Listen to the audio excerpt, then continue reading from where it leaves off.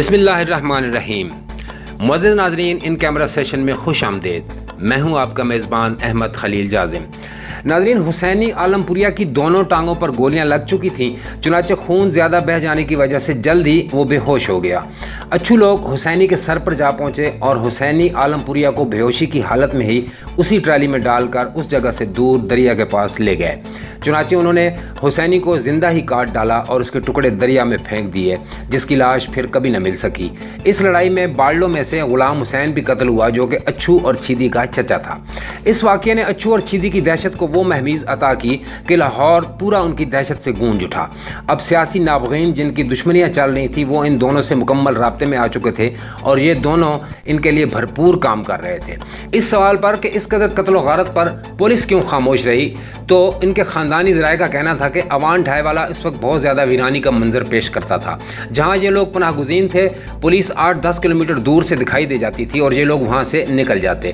دوسری طرف پولیس کے پاس نفری تو بہت تھی، لیکن اسلحہ وہی پرانا 303 اور 12 بور رائفلز تھیں، جبکہ ان کے پاس جدید اسلحہ ہوتا تھا۔ اس لیے پولیس بھی کارروائی ڈال کر واپس آ جاتی کہ کون ان کے مقابل جائے۔ دوسری طرف شیخ راحیل اس وقت کے MNA کا ان دونوں کے سر پر ہاتھ تھا۔ پولیس اس وجہ سے بھی کاغذی کارروائی تک ہی محدود رہتی۔ ایک مشہور واقعہ ہے جس کی گونج آج تک سنائی دیتی ہے، وہ ہے بتی چوک پر واقع شیزان فیکٹری کے مالک سے 5 لاکھ بتھا لینے کا، جس پر اس نے پیسے دینے سے انکار کر دیا۔ انہیں پہلی بار کہیں سے بتھا دینے سے انکار ہوا تھا۔ دونوں بھائیوں کے لیے یہ ایک انتہائی غیر متوقع صورتحال تھی۔ ناظرین، بتھا خوری کی عادت باڑلا گروپ کا خاصا کہلاتی تھی اور کسی کو جرت نہ تھی کہ وہ اس سے انکار کرتا، لیکن بتی چوک لاہور پر واقع شیزان فیکٹری کے مالک سے 5 لاکھ بتھا 80 کی دہائی کے اوائل میں مانگنا ایک بڑی رقم تصور کی جاتی تھی۔ ان کی دہشت کو پہلی بار کسی نے چیلنج کیا تھا، چنانچہ لاہور کے ایک اسکول سے آتے جاتے ہوئے انہوں نے اس فیکٹری کے مالک کا بیٹا اور فیکٹری کے مینیجر کو اغوا کر لیا۔ فیکٹری کا مالک ایک اپروچ والا بندہ تھا، چنانچہ اس نے لاہور کی پولیس کو متحرک کیا، لیکن باڑلے بتھے کے بغیر دونوں کو چھوڑنے پر راضی نہ ہوئے۔ ان کے گاؤں سے کچھ دور ایک بڑا پولیس مقابلہ ہوا۔ اسی پولیس مقابلے میں اچھو اور چیدی کا رشتے میں چچا لیاقت فوجی مارا گیا، جبکہ اچھو اور چیدی نے ان دونوں اغوا کنندگان کو بھی قتل کر دیا اور اس مقابلے سے جان بچا کر نکل گئے۔ ناظرین، انہوں نے ریلوے کے ایک وزیر ڈاکٹر سردار سے 1 لاکھ روپے بتھا مانگا۔ وہ بھگوان پورے کا رہائشی تھا۔ سردار نے اچھو باڑلے کو کہلوا بھیجا کہ پیسے درختوں پر نہیں اگتے کہ میں تمہیں وہاں سے پیسے توڑ کر دوں۔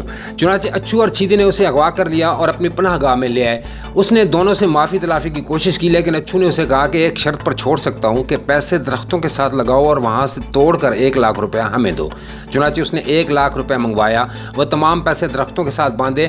جب باندھ چکا تو اچھو نے اسے کہا کہ اب انہیں اتارو اور ہمیں دو۔ چنانچہ سردار نے وہ لٹکے ہوئے پیسے دوبارہ درختوں سے اتارے اور اچھو چیدی کو پیش کیے، جب جا کر اس کی جان چھوٹی۔ ناظرین، اسی دوران یونس عرف جونا جیل سے چھوٹ گیا۔ اچھو اور چیدی کا اگرچہ پچروں کے ڈیلوں پر قبضہ تھا، لیکن وہ وہاں رہتے بہت کم تھے، کبھی کبھار آتے۔ یونس کی سب سے بڑی خواہش یہ تھی کہ وہ باڑلوں سے اپنا ڈیرا واپس لے۔ کچھ دنوں بعد یونس، طفیل، چھونکا بانسا والیا اور مشتاق عرف نکا لوہار اپنے ڈیرے کا جائزہ لینے کی غرض سے دریا کے پار پہنچ گئے۔ دوسری جانب یہ اتفاق تھا کہ اچھو اور چیدی اپنے پورے گینگ کے ساتھ ڈیرے پر پہنچ گئے۔ دونوں پارٹیوں کے درمیان فائرنگ کا تبادلہ ہوا اور یونس وہاں سے کسی طرح جان بچا کر فرار ہو گیا۔ ادھر روہیل اصغر شیخ اور اخلاق گڈو کے درمیان وراثتی دشمنی بہت سی قیمتی جانیں لے گئی تھی، تو دونوں کو خیال آیا کہ اب اسے ختم کر دینا چاہیے، کیونکہ دونوں جیل کاٹنے کے ساتھ ساتھ سیاست میں بھی حصہ لے رہے تھے۔ دوسرے ان کے کرتا دھرتا بھی قتل ہو چکے تھے۔ چنانچہ دونوں گروپس نے آپس میں صلح کر لی۔ اب روہیل اصغر کے لیے اچھو اور چیدی ایک عضو معطل بن کر رہ گئے تھے۔ ناظرین، یونس اگرچہ جیل سے رہا ہو گیا تھا، لیکن وہ شاہدرہ مقدمات کی پیشی پر جایا کرتا تھا۔ اچھو اس طاق میں تھا کہ کسی طرح پیشی کے موقع پر اسے ہلاک کر کے اپنے سینے کی آگ ٹھنڈی کر دے۔ چنانچہ اس نے یونس کو سیشن کورٹ میں جا کر قتل کر دیا اور یہ لاہور کی تاریخ میں سیشن کورٹ میں پہلا قتل تصور ہوتا ہے۔ اچھو اور بالا گاڑی اسی دوران جیل میں تھے کہ ادھر چیدی اپنے بچپن کے دوست بھولی کی سازش کی نظر ہو گیا۔ اسے بھولی نے پولیس مقابلے میں پار کرا دیا۔ 1 اپریل 1987 کو چیدی مارا گیا اور اس کی لاش لے کر پولیس جیل پہنچ گئی تاکہ اچھو کو اپنے بھائی کا آخری دیدار کرائے۔ لاش لے کر رانا مقبول SSP جیل گیا تھا۔ یہ وہی رانا مقبول ہے جو IG سندھ بن کر ریٹائر ہوا ہے۔ اچھو نے اسے کہا تھا کہ تم نے میرا بھائی مار دیا، اب میں تمہیں تمہارے خاندان سمیت ختم کر دوں گا۔ 13 اپریل 1987 کو اچھو اور بالا گاڑی کو جیل سے نکالا گیا۔ صبح انہیں شاہدرہ عدالت میں پیش کرنا تھا۔ اگلی صبح اخبارات میں یہ خبر چلا دی گئی کہ اچھو اور بالا گاڑی کو عدالت میں پیشی کے لیے لایا جا رہا تھا کہ اس کے گینگ کے لوگوں نے ان دونوں کو چھڑا لیا۔ اخبارات میں پولیس کی گاڑیوں پر فائرنگ کے نشانات کے फोटो भी शाया करा दिए गए, जबकि दोनों को जेल से निकाल कर किसी अलग थलग जगह पहुंचा दिया गया था। उधर अच्छू के खानदान को मालूम हो गया था कि पुलिस उनके साथ खेल खेल रही है, उन्हें मावराए अदालत कत्ल कर दिया जाएगा। चुनांचे खानदान ने भाग दौड़ शुरू कर दी। ये लोग रोहेल असगर के पास भी गए, उसने उन्हें इत्मीनान दिलाया कि मैं देखता हूँ, आप फिक्र न करें, पुलिस से पूछता हूँ। लेकिन अंदरूनी खाना पुलिस उसी की ईमा पर अच्छू को ठिकाने लगाने लगी थी।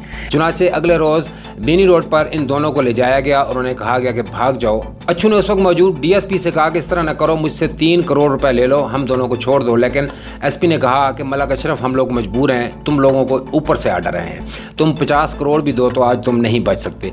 इस पर बालागाड़ी ने पुलिस वालों से कहा कि हम पीठ पर गोली नहीं खाएंगे, अगर मारना है तो सीने पर मारो, लेकिन वो न माने।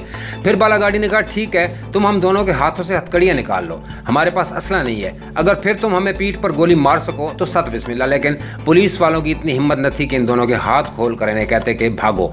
जाहिर है वो माहिर इलाका थे, उनके हाथ कहाँ आते। पुलिस ने अगले रोज पुलिस मुकाबले का कहकर दोनों की लाशें लवाहकीन के हवाले कर दी। अच्छू बाड़ला की अवान ढाईवाला में नमाज जनाजा अदा की गई। गाँव के लोगों का कहना है कि इससे बड़ा नमाज जनाजा आज तक गाँव में नहीं देखा गया।